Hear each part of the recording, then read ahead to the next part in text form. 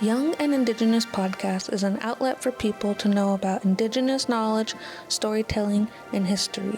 Through our youthful journeys as Indigenous people, young people and elders share their experiences with us. Without them, we wouldn't be able to do this. Come listen to Plants, a podcast series featuring many different plant knowledge keepers with diverse perspectives and plant philosophies. A series brought to you by Children of the Setting Sun Productions and Cultural Survival Youth Fellow Opportunities. Welcome back to Young and Indigenous Podcast. We are here on the first episode of the Plants podcast series featuring Anna Cook. Anna, can you introduce yourself? Yes, thank you. Adultsa Seedsta, Celestialat Seedsta. My ancestral names are Adultsa and Celestialat, Swidubs Chud. I am Swinomish. I am a Swinomish Tribal member, and my mom is Lenora Cook. My father is Randall Cook. My grandpa on my mom's side is Marvin Wilbur Sr., and my grandmother is the late Joan Wilbur Penier from Skowlitz, BC.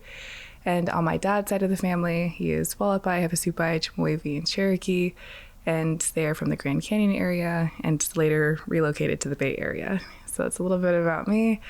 I currently work for the Deedgwalich Wellness Center, which is my tribe's wellness center, and we service people who are going through recovery in substance use disorders and mental health as well. And so my job there is the Native Culture Coach, where I facilitate healing arts groups for clients as well as helping coordinate the wellness garden.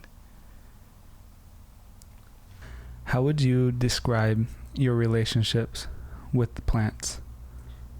I would describe it in a growing sense, where when I first was introduced to plants in the kind of like studying them, I guess, I was about a junior in college, so this was maybe like 5 years ago. And when I started doing like the research and like opening up my mind to like what plants are in like more of like a scientific sense, I just felt like a deeper connection to not only myself but also like my family, and it was really healing. And so I feel like I was at kind of like a time in my life where I was like, it was very transitional because I was about to graduate from college. I wasn't really fully sure what I wanted to do yet. All I knew is I wanted to help the community in one way or another, and the plants kind of just appeared in my life. And from there I was able to just kind of grow with them, I guess. And from there I'm just continuing the journey of learning about them and also healing myself and kind of just reconnecting and rekindling the relationship with my family, my ancestors, my culture, and myself with the natural world. You identify as a student of the plants. What have the plant relatives taught you? Would you be willing to give us examples of how these lessons are lived in your daily life? Yes. So I think that when I think about the term like student of the plants, I actually think about being a student of life. And my grandpa is a perfect example of this because he and I actually almost share the same birthday. He was born on January 2nd and I was born on January 5th. So we often like have a family dinner together and it's really special. So this past year, he turned 85, and one of the teachings that he shared with the family is that every day he tries to learn something new. And so this was really humbling in a lot of different senses because when I think about plants, a lot of the plant experts and knowledge holders that I've had the honor of and privilege from learning from, they've shared that you can study one plant your entire life and still not know everything about it. So I just try to keep my mind open every single time I go into the forest or I go outside, and be open to learning something new and seeing what the natural world has to present to me, what Mother Earth wants me to find out or learn about myself or about its plants when I go out into nature.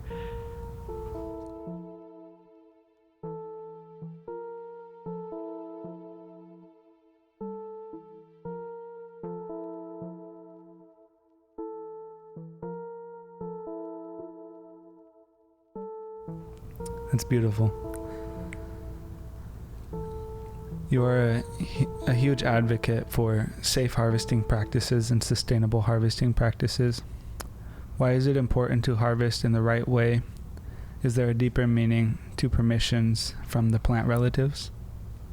Yeah, so ethical harvesting is something that I feel like we need to talk about whenever we talk about plant medicines. And I feel very, very strongly about this because plant medicines are very exciting, but it's also very sacred too. And I feel like we can't step away from that. And like we need to focus on being able to acknowledge that these plants are living beings as well. And so I also think about like relationships and getting to know people, and how when you get to know someone, you wouldn't just immediately ask to go to their house and go inside and like take all of their belongings and then leave, or like leave things disarray. Like that's disrespectful in a lot of different ways. So similarly, when it comes to plants, like I think that there's a protocol that needs to be followed.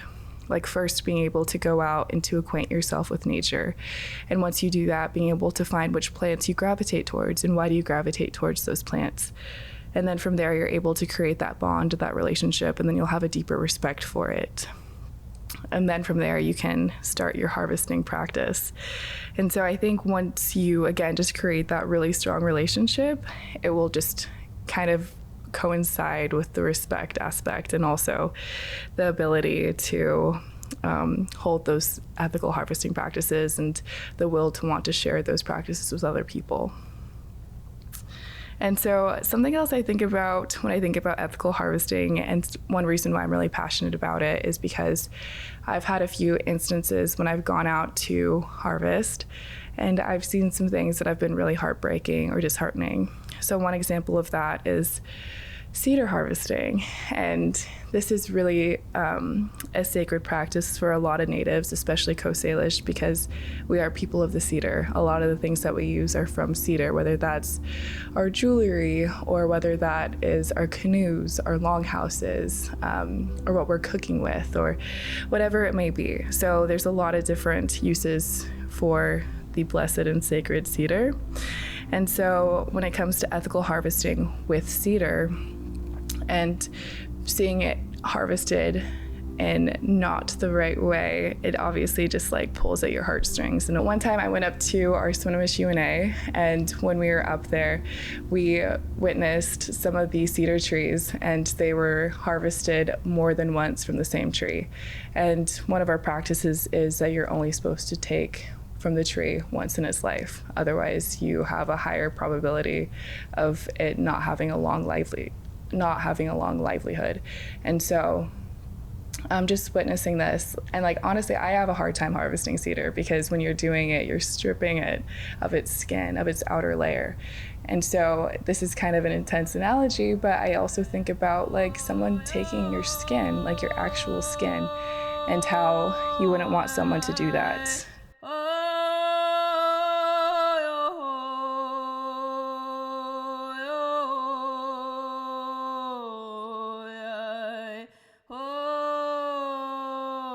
What are some examples of ethical harvesting practices or the process that you do when you are harvesting? Right, that's a great question. And so I think that it's definitely subjective to the individual. And so being able to find what resonates for you and what is applicable for what it is you're harvesting. But just some basic guidelines, definitely to avoid poisonous plants. So know what it is that you're harvesting. If you're not comfortable with the plants that you're harvesting, then maybe go with someone who is, and or find resources so you're able to properly identify whatever plant it is that you're looking for. The next one is to harvest from safe areas. And so this can also mean harvesting, or this is like one of the main parts of this one is just to avoid harvesting from like roadsides or from industrial areas, domestic animal use areas, or other places that might have been sprayed with herbicides or pesticides. And so if it's also been heavily trafficked by like, let's say dogs, or like maybe where animals might go to the bathroom or something like that, you obviously probably want to avoid that space. Another harvesting practice is to ask permission and stay mindful. And this one I feel particularly passionate about for a lot of different reasons. So making sure you acknowledge the land it is that you're harvesting from is like a big component. And another thing is to be mindful, like if it is indigenous land, which if you are in this area, it is definitely indigenous land, to acknowledge that tribe in one way or another. And I would highly encourage you to be with someone of that tribe if you're in that space. Otherwise, I feel like you might be disrespecting the land because they might have a protocol that they follow. And so that's one thing that I always make sure to do. And so more times than not, I do my harvesting in Swinomish. But also just to stay mindful. And this also includes just, again, taking the time to get connected to the plants. Another one, which is a teaching I feel like I've been taught many times, which is to slow down and look around. And so how many plants are there? Are they healthy? How many can you harvest while still leaving a strong community? And then only harvest what you can use and process. So the harvesting process is very long and tedious for those who have been able to go out and do this. It's not just going out and getting lavender or going out and getting nettle or going out and getting rose and then just bringing it home and then immediately using it. A lot of the times there's a lot of other steps that go into it. And so a good rule of thumb is, for example, if you are harvesting wild rose, to only take a few petals so that the pollinators can still find them. Or if you're harvesting nettle, to only harvest the tops of them so that they continue to have new growth for the next season. And then if you are harvesting like licorice fern root, to maybe only harvest one for every 10 so that there are still 9 more that are able to grow. And so those are just a few little notes to think about and questions to ask yourself as you're harvesting. And then finally, probably one of the most important is, what can you give back? And so practice reciprocity. Give back to the land for what you can take. Some people leave a gift, a song, a prayer, or an act of kindness as thanks for the gifts they have received. And so for me, one gift that I often like to give is just time and space, because I think that a lot of us, just want to be seen or heard. And so that's one thing that I like to try to give to the plants whenever I have the opportunity to, is to say their traditional name and to give them the space that they want and just simply acknowledge them for their being. And then if I do have a small gift, then maybe I'll leave, if we do have some from the garden or something, like some tobacco, or maybe there's a fallen cedar branch and I'll move one closer to the plant that it is I'm harvesting as like a thank you, or a tikweet seed, or a dahadubsh.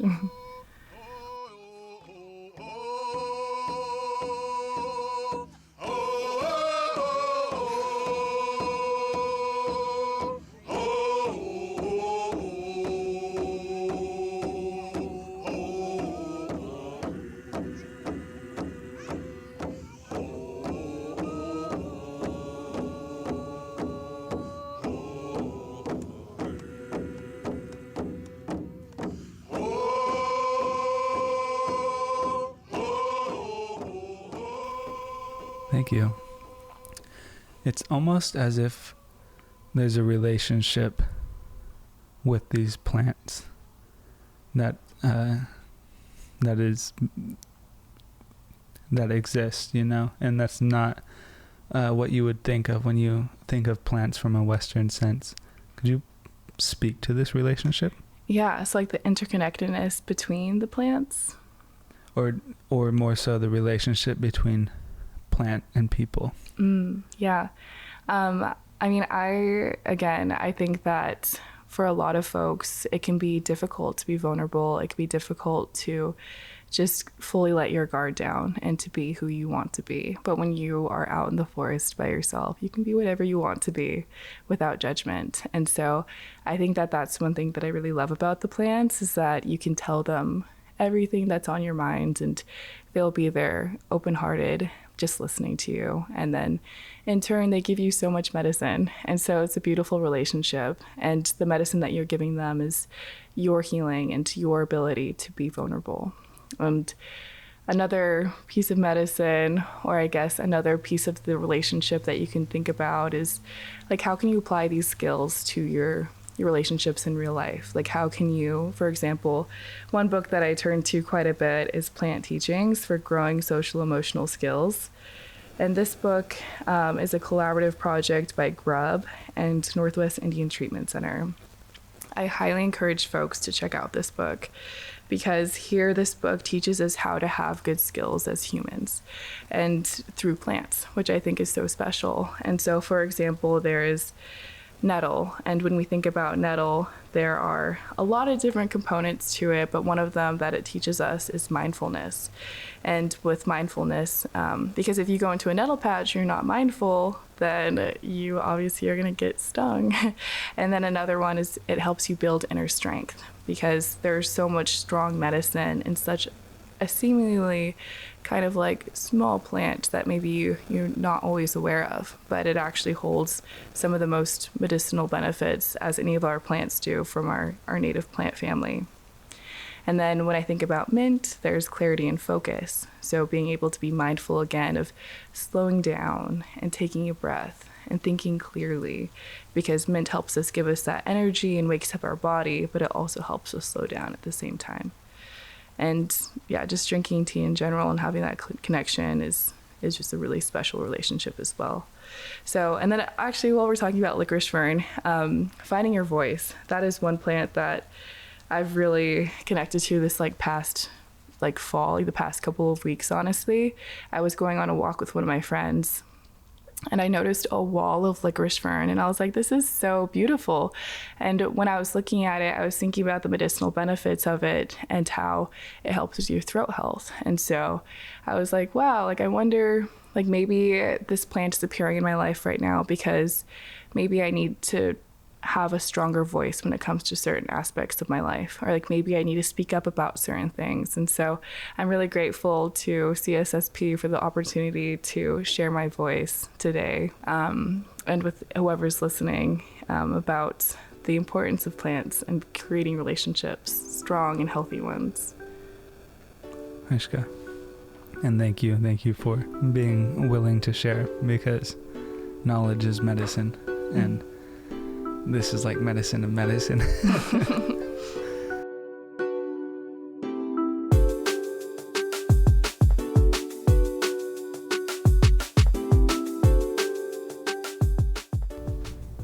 How could the world benefit from taking on the philosophy of being students of the plants? I think that the world could benefit in that we would live in a healthier, in a healthier world.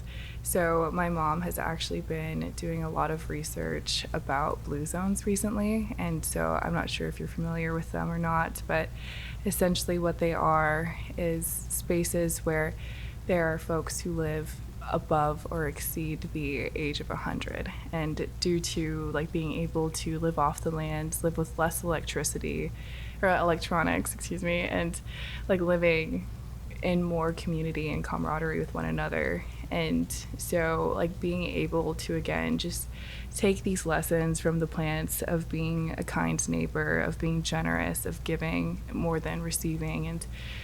And you could speak to this in the sense of climate justice and climate action as well. Yeah.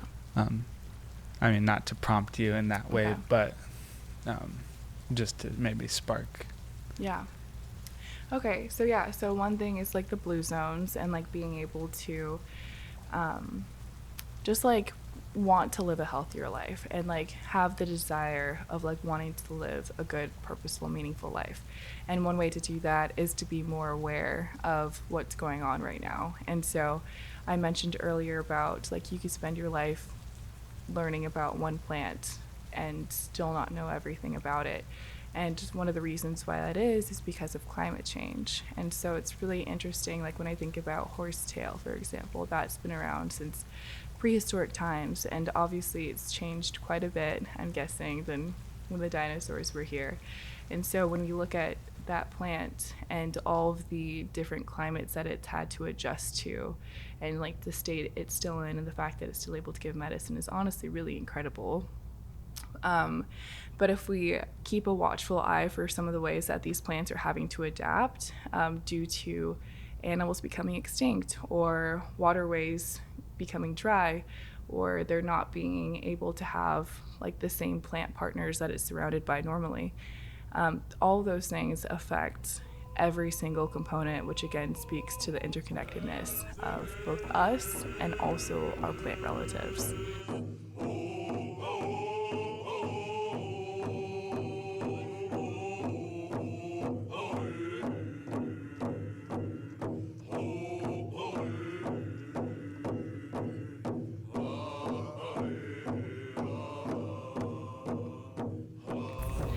Okay, so yeah, the huckleberry camps are an example of how climate change has affected our Swinomish community.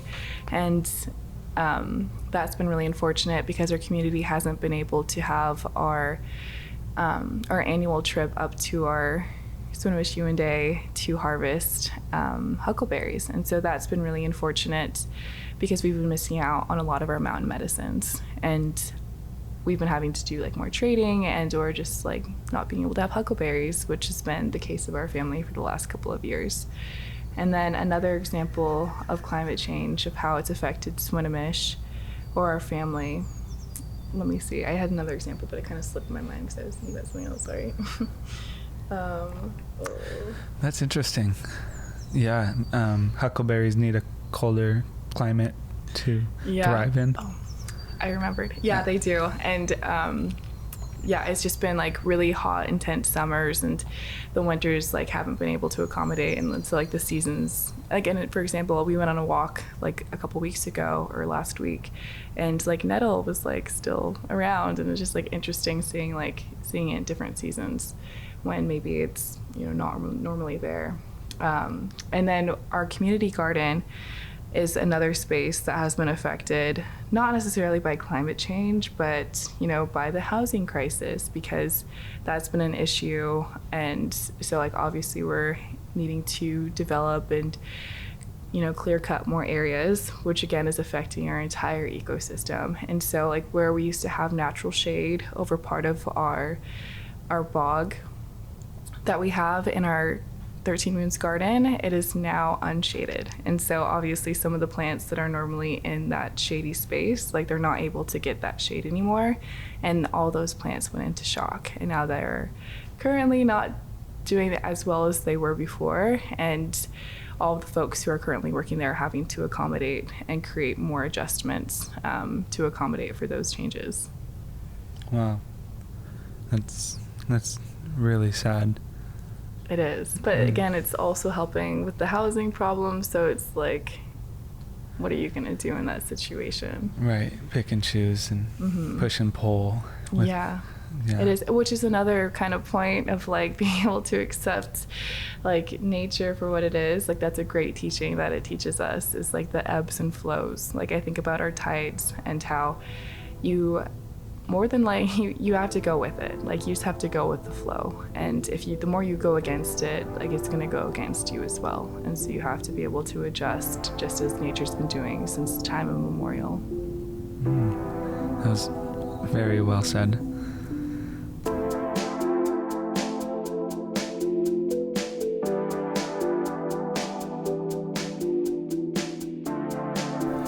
How could we, all human beings, be better students? Yeah, I think like what we were talking about with regards to just being aware of what's happening in our natural world and knowing that those are also living beings. So unlike us, when we're thirsty, we can go grab a glass of water, but with plants, they don't have that same luxury. And so being mindful of knowing that they also have the same needs that we do, more times than not, of needing the love, the care, the sunlight, the soil, the space, and the water is another really big one. And so being able to help serve our plant community, they'll be able to help continue serving us. And so that's a really great teaching that I think the plants continuously give us.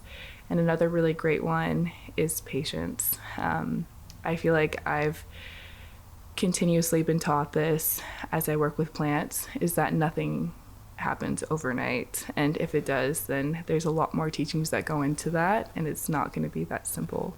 And it shouldn't be that simple, because everything that's great and worthwhile takes time. And so I really love that and appreciate that about our plants and our natural world and Mother Earth. And another teaching that they give us is giving, and like they say that the wealthiest people are the ones that give the most, and our plants, they give so much. They're the most selfless beings on this planet by far, and they don't ask for anything in return, but they always get what they need at the end of the day, otherwise they wouldn't be here. Yeah, thank you. And that's the next question. Plants really exemplify the value of humility. What could humans do better to model humility? Right. When I think about humility with plants, I feel like one of the most humbling experiences that you can have in relationship with plants is harvesting.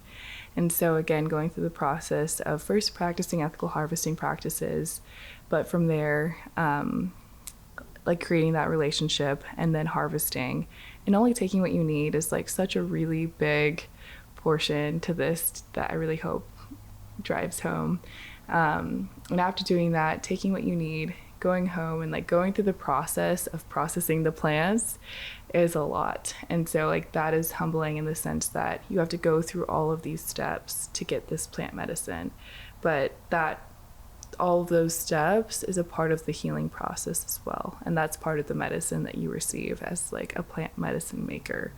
And so I feel really fortunate to have experienced this, and to have learned through different teachers the different ways that you can go about this. But I think that that is a very humbling experience, again, that you can learn from plants, is to go through the process of making medicine or go through the process of creating like a native food diet for yourself. Because it takes a lot of work for all the fishermen and fisherwomen out there.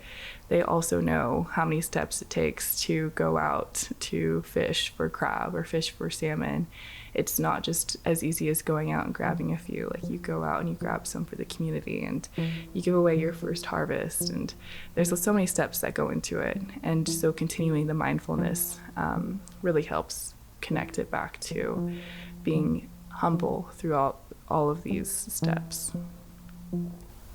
Are there other plant characteristics that are overlooked when it comes to learning from plant relatives? I mean, I would think about like the interconnectedness that is between all of the plant relatives that sometimes is overlooked, like when we look at salmonberry, and then when we look at wild rose, and then when we look at blackberry, they're all cousins. And so similarly, like when we look at each other, like we're all related as well. And so looking at all of these plants and knowing that they're a part of a much bigger family than we can even see, that meets the eye. And similarly, they also connect us back to our ancestors as well. And it's so special because when you go out and harvest salal, or when you go out and sit by the water, this is actually a teaching I learned this past summer in one of the trainings I went to through GRUB, actually, an organization based in Olympia. Elise Crone and her crew do a wonderful job of being able to distribute the curriculum that they have, which is the plant teachings for growing social emotional skills. And one of the facilitators that was there, who's a mental health counselor, her name is Rachel Smart, she shared, when you go out next to the beach and you listen to the water, like those are the same sounds that your ancestors listened to. And so knowing that everything that we do when we go outside is connected to not only ourselves, but to nature, and then also to our ancestors. And so we're all in relation. I feel like that's really comforting also. So if you're in need for grounding, which I think a lot of us need a lot of the time when we're feeling stressed out or overwhelmed, it feels really nice to know that there's a safe space for us when you go outside. These I'm out of questions here, but I actually have more questions to mind that come to mind. Could you speak to some of your first memories with plants? It could be with your grandma, with your community, etc. Yeah, I'd love to. So one of my first experiences going out to like the mountains, for example, I feel like that was like a really pivotal point for me. I brought my mom with me, my sister, and my brother, and I think my cousin also came with me. And it was so fun because it was like one of our first huckleberry camps. And so it was like one of our bigger trips going out harvesting. And one of the plants that I really connected to was fireweed. And it's just so tall and so beautiful and so bright. Like the colors of it are just absolutely mesmerizing. And so being able to see like a plethora of like all these different mountain medicines and then see fireweed in all of its beauty, that was just really inspiring to me. And then finding out all the medicinal benefits, like for your gut health and tightening gut tissues, and also helping with throat health, which I feel like almost a lot of our plants do. And then similarly, like going out and like knowing and being introduced to like mountain huckleberries too was like really cool experience, because I realized like that really made my respect for my ancestors grow exponentially, because that is some really hard work. Like they're such little berries and you can't go in there and you can't just like rake them all off. Like you have to do it one by one. I'm sure there are like better technologies or maybe techniques, but that was the way that I first did it when I first went up there. And I feel like in that process of being up there without any development, without any cars really around us, it just felt so pure, and I felt really connected. And I think that that's something that was the healing that I needed at that point in my life. And so I loved that moment. And then I had another really similar experience when I went Camas digging for the first time with my mom. And it's kind of fun because like all of the really great harvesting experiences that I've had, or a lot of them, have actually been with my mom. And so I really cherish her and value our relationship and dynamic. And so I'm really grateful that we're able to have that bond and that connection through harvesting. And with my grandmother, unfortunately I wasn't able to harvest with her very much before she passed away. But it's so interesting because after she passed, we went out to our backyard where she has a beautiful garden. That was one of her passions, was her garden. And we actually found that she fenced off a salmonberry shrub. And this was so special because I had heard through some of my teachers that this is something that our ancestors would do, is they would have their patches that they would return to, and they would actually create little garden or ecosystems that they would tend to, and they would regularly visit. And so it just meant so much that my grandmother was able to have one, and I think that it just kind of appeared in our backyard and she was tending to it, and I thought that was so beautiful. So even after she had left that for us, and that was just a really beautiful sentiment, knowing that she's still with us to this day. Could you tell us a little bit more about how your people traditionally or historically maintained or warded, or I guess lived symbiotically with our plant relatives?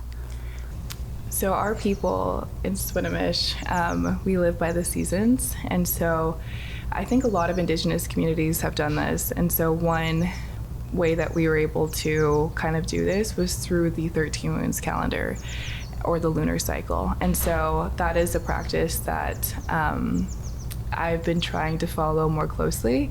And so like right now, for example, we are in Moon of the Elk Mating Cry, which is such a beautiful time of the year.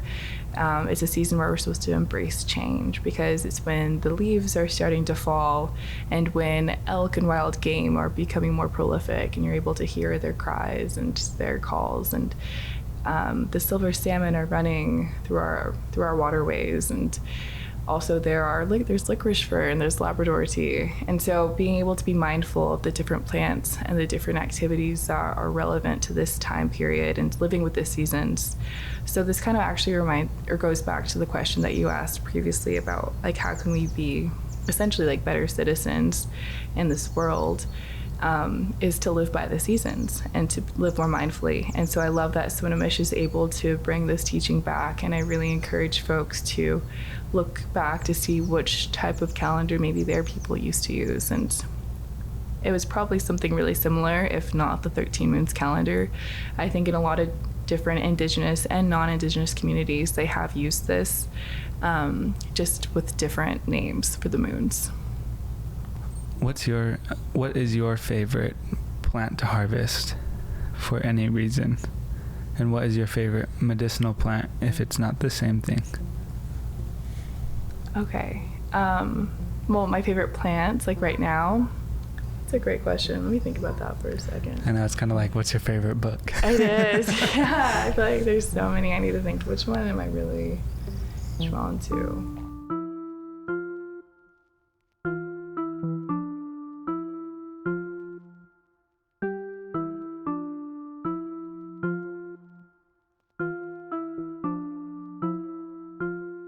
I would say probably right now I've been really mindful and aware of madrona trees. And so madrona bark is something that is very medicinal for a lot of different reasons. In our community, we call it laughing bark or good mood tea because it has really relaxing properties, a great tea to drink before you go to bed, and has a really nice kind of like earthy, smoky flavor to it that I really enjoy. And so that's one tree, I guess, that I've been really drawn to, as I mentioned. And another thing that has really caught my eye with this plant recently are the berries that are on it. And so right now, if you go out next to any of our water, like near like our ocean, tideland areas on the cliff sides, you'll see these trees, and the way they grow and the way that they hold on to the cliffside without falling is truly incredible. Like, talk about strength. Like, it's mesmerizing, and you wouldn't assume that it's a native plant or a native tree, but it is. And I think that is so incredible that we're able to have these trees here. And so their berries right now are like a really bright orangey color, and they're just about to turn red. And so I'm really excited this year because I haven't done this for a few years, but I'm going to dabble with making jewelry with them. And so what you can do is you can actually harvest them. There's a lot of berries. They're not really great for eating, but you can add them to soups as thickeners, I believe. I haven't tried that either, but it's something I am intrigued by doing. The birds love them, but what you can do is when they turn red is you can take the berries off while they're still kind of soft, and you can thread them, and then they'll harden after you do that, and then they'll last for numerous years. I was gifted a pair of madrona berry earrings a couple years ago, like actually several years ago, and they're still intact. So I really cherish those, and I'd love to try to make some of my own. And also to give to other people. And so that's one plant I've been really connected to. And then another plant that I recently found out about is this really beautiful small plant called starflower. It's actually not in bloom right now. It's more so like a summer flower, but it's so stunning and it's so small. But something really unique about it is that all of the leaves on the base of the plant are actually different sizes. And so I think that that's a really important teaching for today's society, of that not everything has to be perfect and not everything has to be symmetrical, and beauty comes in all different shapes and sizes. And so I think when we think about society, there's such like a norm or a standard as to like what beauty looks like, for example. And when we look at our plants, like we would say that a rose is just as beautiful as lavender, as is a madrona tree or cedar, and they all look completely different. And so just kind of like stepping away from like that mindset, and again turning more into what makes you feel good and what brings out good energy, and then what resonates with you. So those are two plants that I've connected to this year. And again, more seasonally, I guess, the madrona bark and the madrona berries. Okay, I have another question. If you could ask Robin Wall Kimmerer any one question, what would it be? I mean, I think just like an overarching question I would ask her is, what are ways that someone who is in the early stages of creating relationship with plants, how can we do that in a good way? And what are some practices that we can follow so that we can make sure that we're continuing to do that in a good way? Because I think that's something that I'm just so mindful of right now, is making sure that, you know, I am going through the right steps and through the right people, and asking multiple people always, like I have so many teachers I could refer to. Like there are my teachers from Evergreen State College, Yvonne and Gary Peterson. There was one of the first plant people I ever met, Kimberly Miller from Swinomish, and there's also Elise Groen, there's Valerie Segrist, and the list on, there's Rachel Smart. There's just so many people that I feel like have kind of come into my life and shared knowledge. And again, I just want to make sure that I'm paying homage and going through the right steps, as I am again in the very early stages of being a student of the plants. And so just continuing to make sure that I give credit to where credit's due and am respectful to those who came and walked before me. Thank you, everybody, for listening to Young and Indigenous Podcast, the tee off for the plant series. And Anna, thank you for being willing to share your knowledge and your wisdom and your journey with the plants. Do you have anything you would like to share with the youth? Yes. First off, Teakweed Seed, thank you so much, Roy and Free, for coming down to Swinomish and for having me come on this podcast. It's such a huge honor. And I'm so grateful that I'm able to share some of the teachings that I've been able to learn over the years. And I hope that some of it resonates in one way or another, even if it's just that, there's so much to talk about with plants, or maybe it's, I don't know, maybe it's something hopefully will connect with you. And I encourage you to go out and to spend time. Actually, something that got me into plants originally when I was in college was my professors that I mentioned earlier, Yvonne and Gary Peterson. They had us do sit spots. And so once a week, they had us go out into nature for 20 minutes and find a spot that we can visit throughout the semester and just journal or write or draw. And I actually remember doing this when I was like in 7th grade. And so like being able to do that again as like an adult was just like a really kind of like interesting experience where it was like, I've done this before. And then it made me reflect on being a child and doing that when I was in 7th grade in my science class when we went on a field trip up to the mountains for an overnight hike. And so just again, I encourage everyone to go outside and bring a journal and just sit and just try doing it for a short period of time and seeing what beauty can come of it, and being open to learning, being open to being wrong, being open to trying new things, and to just embrace who you are and know that there are people out there who care about you. And if you haven't met them yet, know that the plants care about you so much.